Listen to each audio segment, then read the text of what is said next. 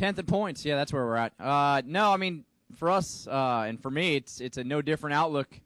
I look at nobody really expected us to be here anyways and have a shot at making it to the next round. So I'm just going to go out there and give everything I have. You know, for us, we know we just got to run better. You know, last week was a decent run, but more than anything, we just got to go out there this weekend and just try to make sure we maximize every lap that we're on the racetrack and get our car good for Sunday. So, you know, whatever happens in the race happens. I'm not going to worry about who's around me and points or anything like that. So I just want to go out there and give everything I have. And okay, we'll take our next question from Woody, then come up to Dustin. We've already talked, Woody. Come on, man. Woody Kane with MRN. If you were a treat, no, I'm only kidding. Just wanted to get your thoughts on the new rules package. You know, I haven't really looked that deep into them. I've been kind of focused on this weekend and really what our next 8 races are ahead of us. But just looking at it a little bit, you know, I think taking away downforce is good. I'm not sure if I'm happy about taking away horsepower. I think that remains to be seen if it'll make the racing better. But I think anything that we can do just to soften the tires up a little bit and take downforce away so the cars move around a little bit more and you're out of the throttle more. I think the thing I wonder about with the horsepower down is, will it make us be out of the throttle anymore, or will it be like a nationwide car to where you're almost wide open around the place? So I think that's my one question. But the track bar stuff's pretty cool. If you know, we get it right to where you can adjust it in the car, I think that'll help racing a lot. So stuff like that, you know, I think there's some good things, and the best thing is that NASCAR knows that we're trying to make the racing better, and they've listened to us a little bit, and you know, we'll see. It'll really be interesting to see how much we get to test actually, since there is no testing now. So, but we'll worry about that next year. Okay, we'll take our next question from Dustin, then go back to Lee with a follow-up. Dustin Long, MRN.com. You've talked how you've changed your approach over the last couple of years and just kind of taken a different viewpoint of things. You talk about being relaxed, not being as worried about what other people are saying at this point. How different is that to how you might have approached this type of a weekend a couple of years ago with where you were?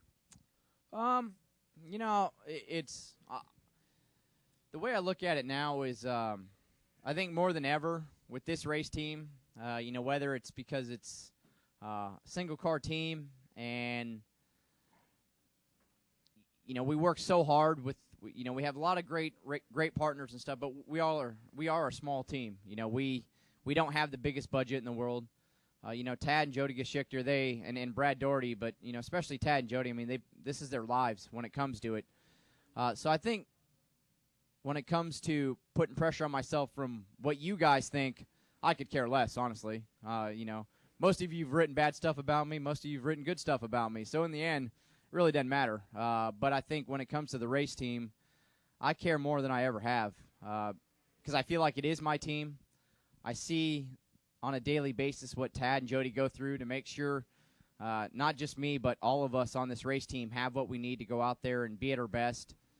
And because of that, I take everything to heart, whether we run well or run bad. I take it personal. So I think when it comes to pressure, there's still more than ever that I put on my shoulders because I want to be at my best, but it's for so many different reasons now. I just care about this team so much, and what Tad and Jody have done for me on a personal side, just the relationship that I built with them and to be part of their family. That's why I take to heart, and I want to go out there and run as good as I can. You know, if we can make it to the next round, just what that would do for this race team energy-wise, for our sponsors, for all that comes with it. I put a lot of pressure on myself for that. But when it comes to the outside world, it has no effect on my life. Okay, we'll take another question from Lee. Go ahead.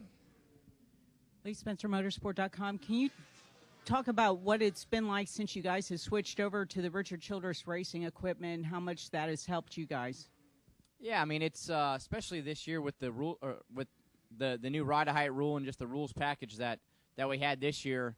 I think it was a big deal just because the setup's changed so much, and without that alliance, if we were like last year, if the team was trying to do it just on their own merit and no notes from anybody else, and you learn as you go, we'd be so far behind this year. So to have that RCR alliance, I think the ECR Motors, the engine shop side of it, just from Daytona to now, has gotten so much better, and they keep working hard to find more horsepower, find where we need that horsepower, and just to have that relationship with Chevy, it's been a big deal to us. I think for us the biggest deal is just trying to maximize the relationship, and that's, as a race team, has really been the biggest struggle, just because we don't have the capability in a certain way with enough people to maximize all the info we're consistently getting from each weekend or throughout the week to get ready for the race. So that's something we're getting better at. I feel like the last couple of weeks, my crew chief Brian Burns and my engineer Tony Palmer,